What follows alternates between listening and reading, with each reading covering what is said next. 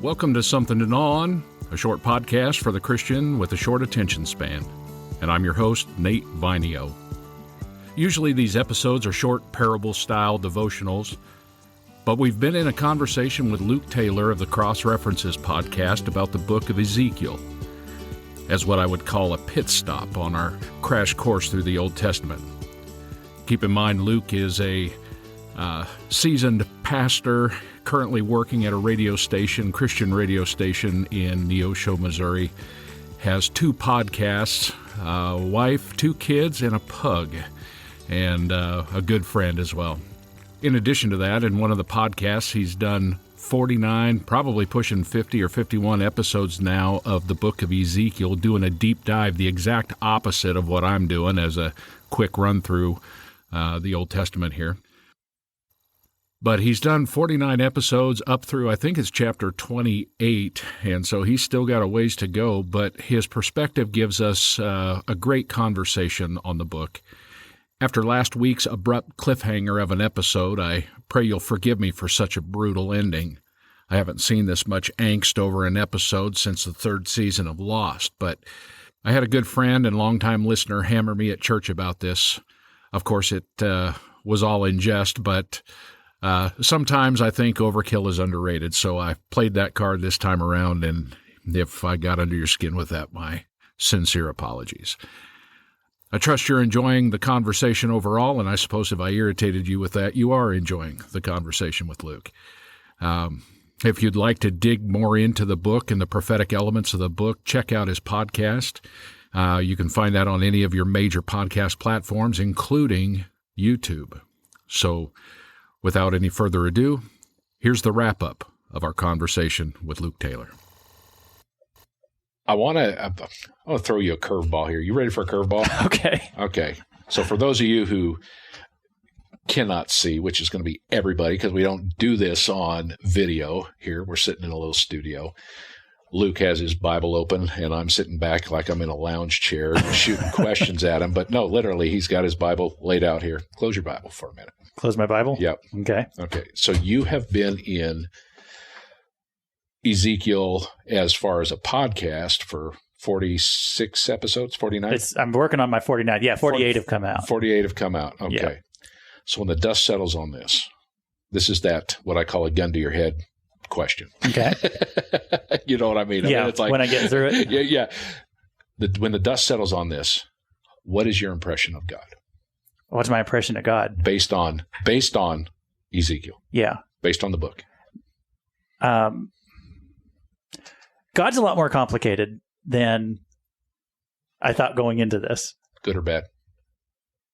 Good. I mean, everything about God's good, but he does things that I would not expect that throw me for a curve in this book. I think that what you want to come to with any book of the Bible is you want it to be somewhere that you learn about God, because that's why God wrote the Bible to us. He's bringing us into relationship with him, and he wants us to learn more about who he is, what his character is like.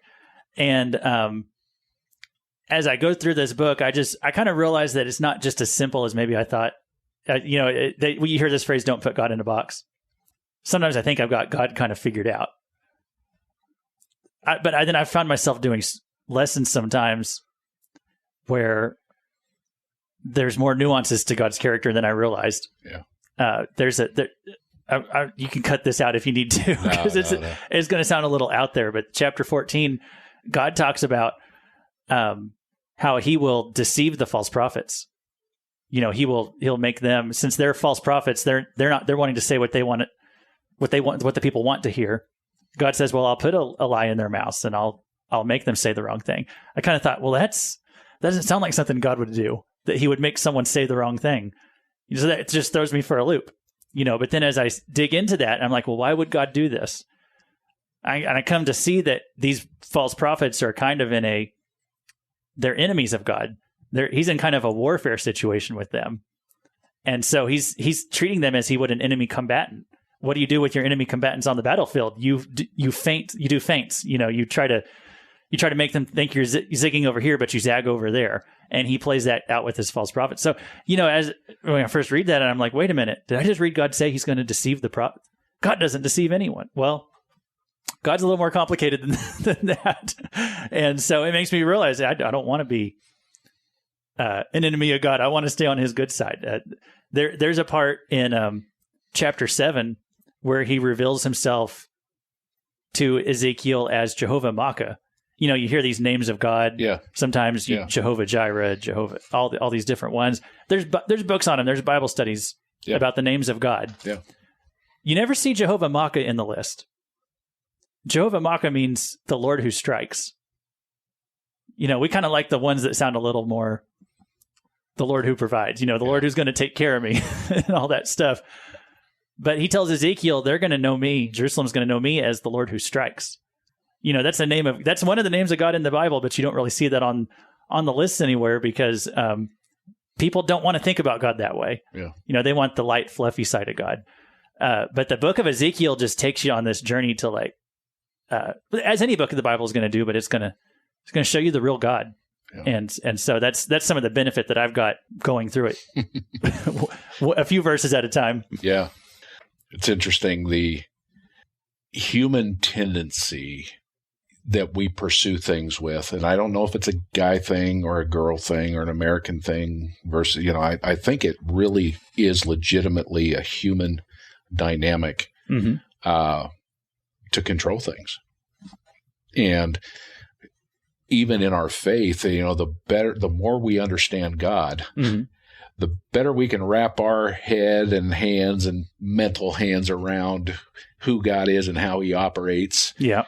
And I think there's definite value in that. I'm not throwing that under the bus, but from time to time, we utilize that knowledge and understanding to say, okay, this is how God has worked on these things. Well, let's then most assuredly, then God will be working in this situation that's in front of me there the same way. And I'm just going to help it along the way. I understand these things. I can control these things, and boom, here we go. And what you're saying about Ezekiel it just is reminding you that, God's ways, to quote Isaiah then, is his ways are above our ways. Yeah. And there's some, and it's interesting though, at the same time, you mentioned that in Ezekiel 14, was it 14, where he says that he would confuse or not confuse, but deceive. But basically that, yeah. There's another point in time where, and the exact reference, I'm sure I'm going to say this here in a second, and you're going to say, oh yeah, I remember where it's at. But there's a point in time where God says, how will we attack this, or how will we do this? And one of the angels steps forward and says, oh, I'll send a lying spirit. Exactly. Yeah. And, so it's not, and I only throw that out there to say, for those listening in too, that on the one hand, you see this and what you're talking about there, you see it in another place as well. Oh yeah. To where you can kind of bring some sense of, oh, this isn't completely abstract and abnormal. This isn't a one-off deal here. Yep. It's not the way it's done every time, but it's not a completely abstract, one-off. Well, that's the thing too, is again, with this idea of cross references, once I saw this facet of God's character in Ezekiel, then I look back at that story. I think it's 1 Kings 22 or 23, where Jehoshaphat's going into battle with Ahab. I knew it. I knew you'd know. and I see it right there. I'm like, oh, God operates that way there. Or I think of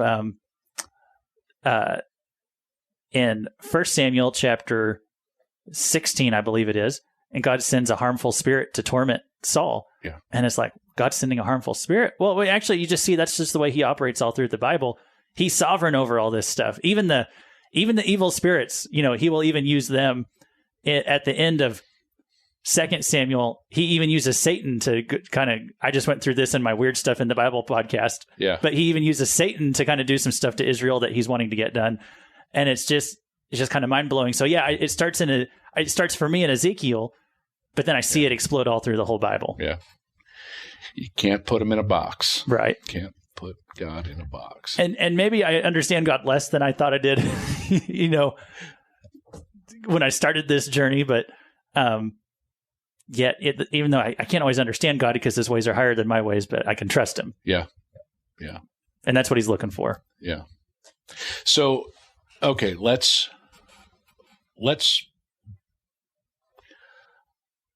turn the corner and start to wrap this maybe.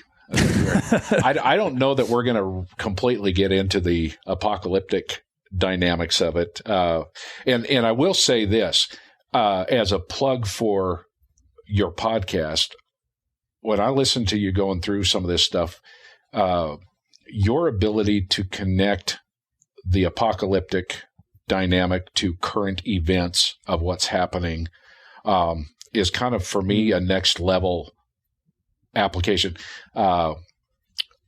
It's not a place where I thrive.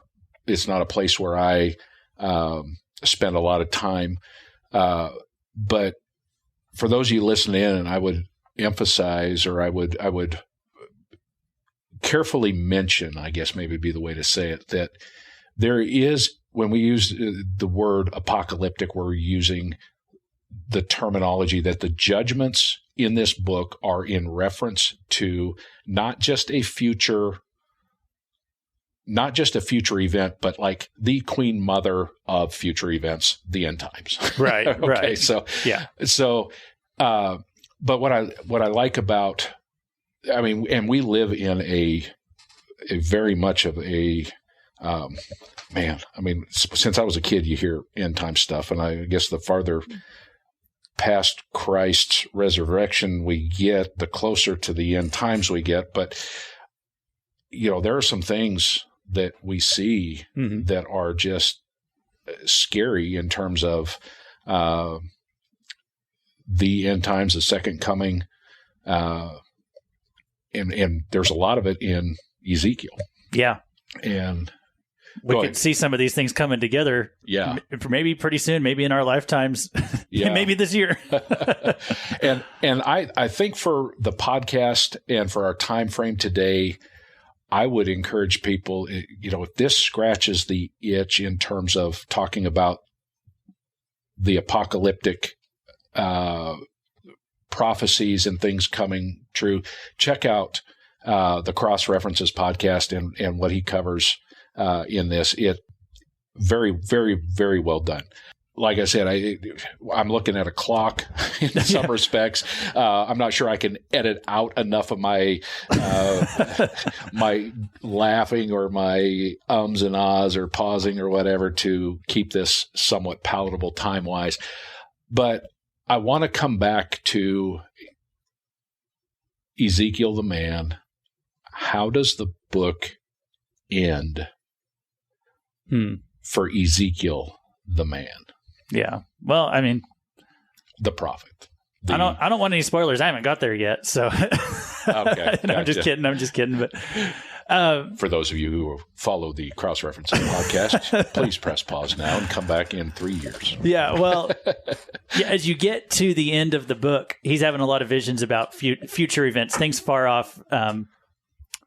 There's some visions of the regathering of Israel, which I haven't got. I think that's in chapters 36, 37. And a lot of people, I haven't got there yet myself, but I'm sure it's true that the 1948 reinstitution of the nation of Israel, a lot of us look at that as a fulfillment of that prophecy. Then there's this whole thing of the Gog-Magog war in chapters 38 and 39.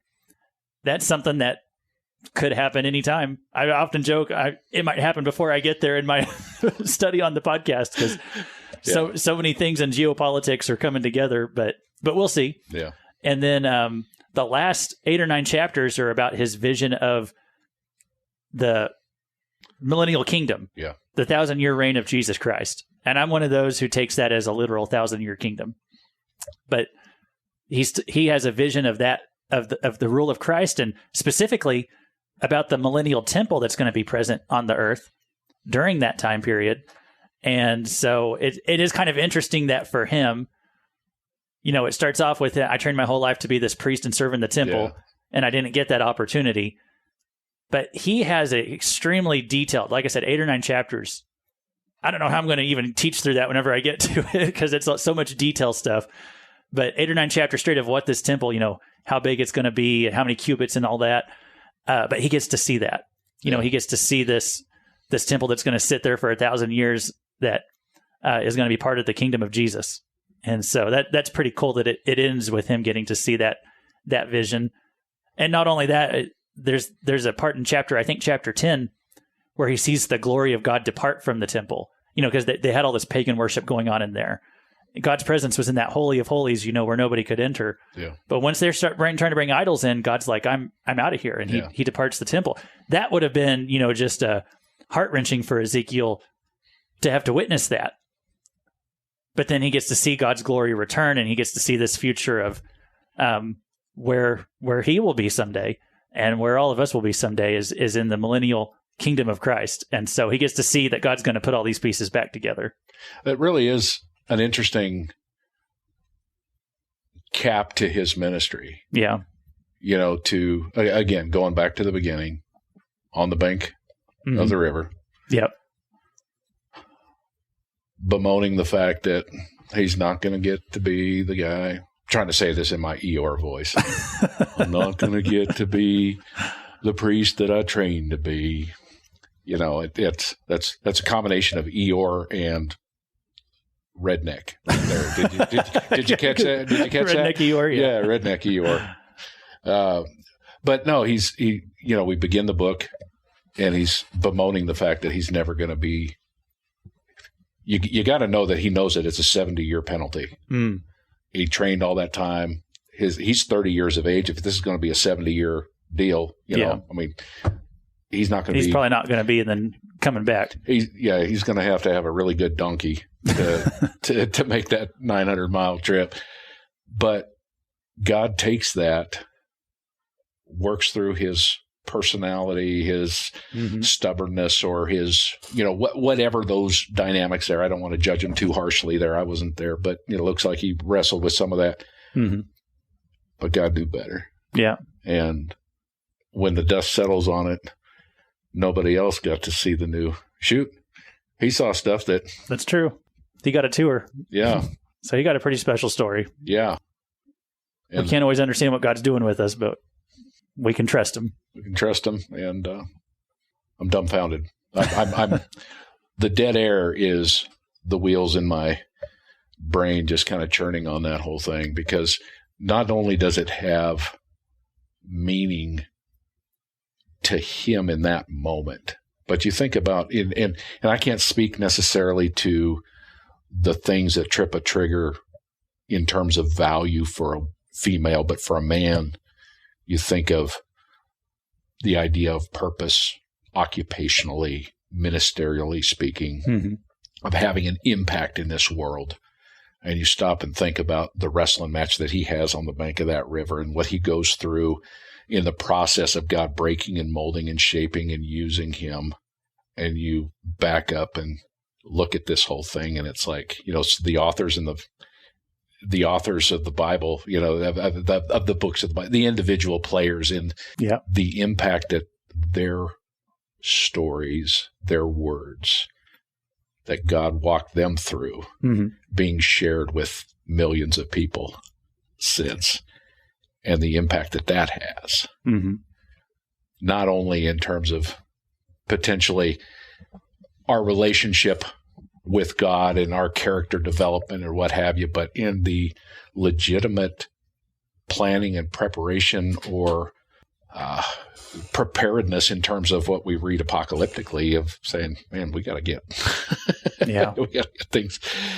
Yeah. He had no idea sitting on the bank of that river what God had in store for him. What God had in store. The two Southern Missouri rednecks would sit here and applaud his obedience. Yeah. We'll say. Yeah. Wow. So. Yeah. Well, I really appreciate how you've kind of taken all these pieces I've thrown at you, but you've put it together into this story, and so I hope people have been blessed by hearing just how you put all those pieces together. And we just went through all of what Ezekiel, what he lived through. And maybe I think anyone listening can take some of this and apply it to their situation. Yeah. And say, I don't always know what God's doing in my life, or I wanted God to do this. I had this plan, and that, the rug got pulled out from under me. But it just goes to show that God has better ideas if we'll just stay on the same page with him and trust what he's doing. Exactly. And at the same time, and again, I think I opened the conversation here with this, and that is you and I come to this presently speaking from two very different perspectives, and that is that I'm sailing through at breakneck speed through the Old Testament.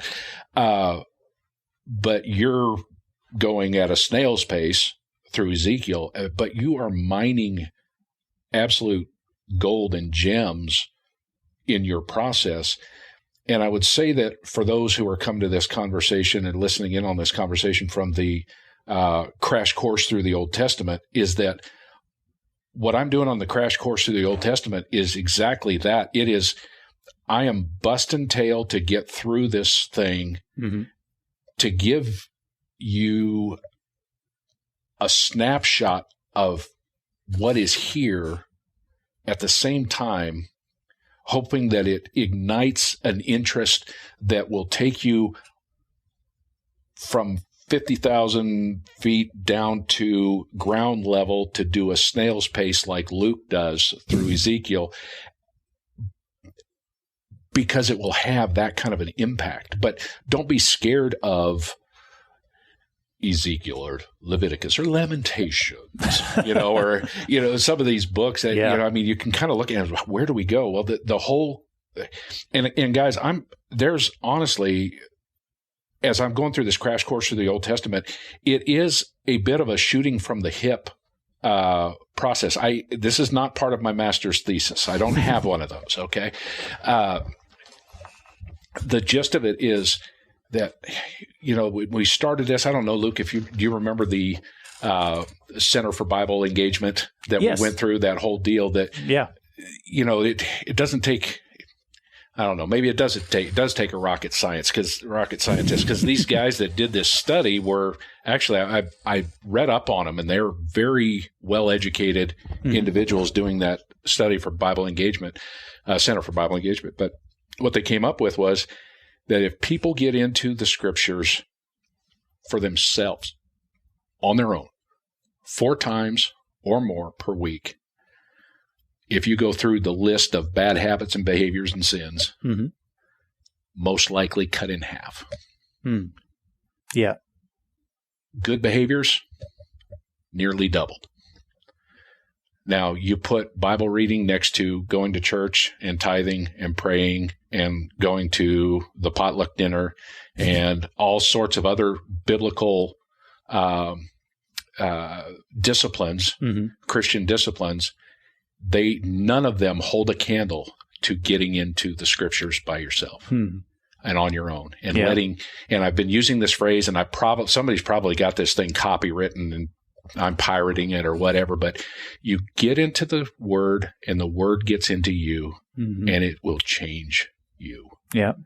And that's the goal in this whole crash course through the Old Testament is let's get this thing, let's break it down section by section, book by book, keep it from being so intimidating for some. And so we've got the books of the law, and there's history in that. We've got the books of history and the kings and the judges, and we got the books of poetry, and now we're into the books of the prophets. And admittedly, let's just be honest, the books of the prophets with so many, like Isaiah was the first 39 are very judgmental. Right. Ezekiel was how many? The first 24 for Jerusalem, and then another 8 for the Gentiles. So it can get really thick in terms of judgment, but I hope we're going through this fast enough and quick enough to say you need to be sure that when you go through it, you hang on to the end, because there is incredibly good stuff in here for you, and it'll change your life.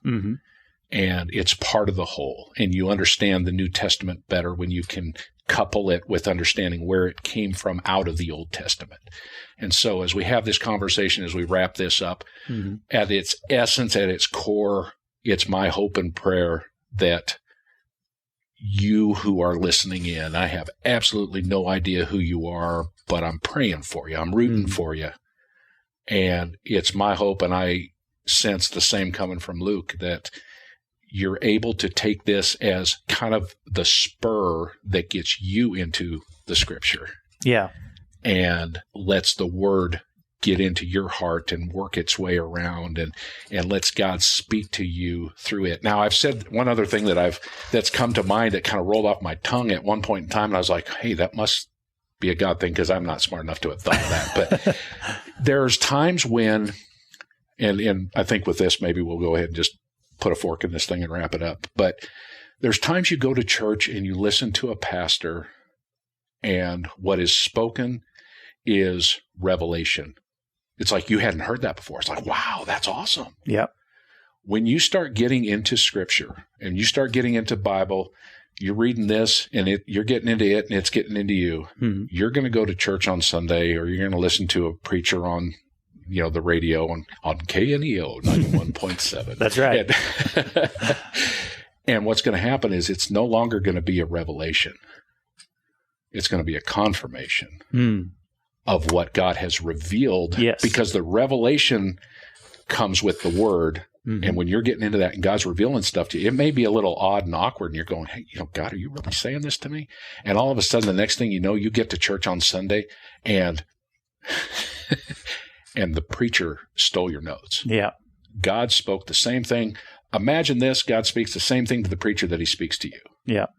That is an absolutely beautiful thing. And I think that it should be kind of like a benchmark for people to think about. Say, hey, you know what? When you start getting in the Word and you go to church on Sunday and the preacher preaches exactly what God was speaking to you all week, and it becomes confirmation, that's a benchmark of growth, in my opinion. Yes, yes. And if you're not reading your Bible, you deprive yourself of that opportunity. Yeah, yeah.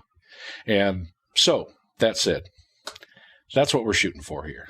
That's the goal of having this long and fun conversation with Luke from Cross References podcast, Weird Things in the Bible podcast. I have a few ideas that I'll pitch your direction. I'll throw you a few nuggets, and you can see what you can look at the passages and tell me what you think. I'll add them to the list. The more you read the Bible, you can't go more than half a page before you run into something weird. So, well, there was a point in time where Danny Mullins and I were sitting in this studio here for one of our deals, and we were talking about humorous things in the Bible. And I would categorize some of the humorous things or oddities of the Bible in that category. And, right. And there are some of them that I look at and it's just, they make me laugh. Yeah. They really do. I'm like, you've got to be kidding me. It records humanity. It records the stupid things that people do or say. And it's a good thing I didn't. And I think God has a sense of humor. Yeah. We got to capture this one. Yeah. So, all righty. Well, Luke, thank you so much for your time, your patience, your input, and your work on everything in Ezekiel here on your podcast.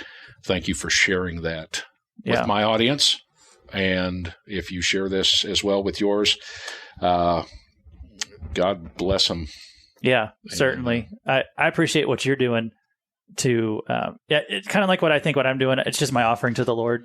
And I know that's your heart behind why you're doing this podcast here too, is we're not doing it to get rich. We're not doing it to get famous. It's just something that we can do to try to bless people, because God's blessed us so much that we don't want to just keep it all to ourselves. So anything we can do to get his name out there. And thanks for featuring my story back at Christmas time. I wanted to mention that because you mentioned that at the beginning, and I thought, that was really special for me, because when I wrote that story, I wasn't thinking of it in terms of how you got, you read it and you talked about how there's the need of a man to prove himself and all that, and I was like, all that was in there, but I wasn't thinking about that, I wasn't analyzing it that way. But everything, it's kind of interesting to hear yourself kind of psychoanalyzed on a podcast. But everything you all were saying was just like, I think that was spot on. So when you asked me if I wanted to send you a story for that, and I kind of said, well, I'll think on that. I was like, do I have any embarrassing stories about myself? So I mentioned it to my wife, and within about 5 minutes, she had a list for me of embarrassing stories I could share. So, and by the way, if you need people to give you stories or ammunition in your stories, just ask them to share an embarrassing story, and they will line up.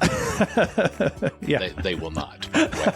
They will not. Well, if they got a wife, they could ask for some help on generating ideas. Then we'll talk about pride, because nobody asked.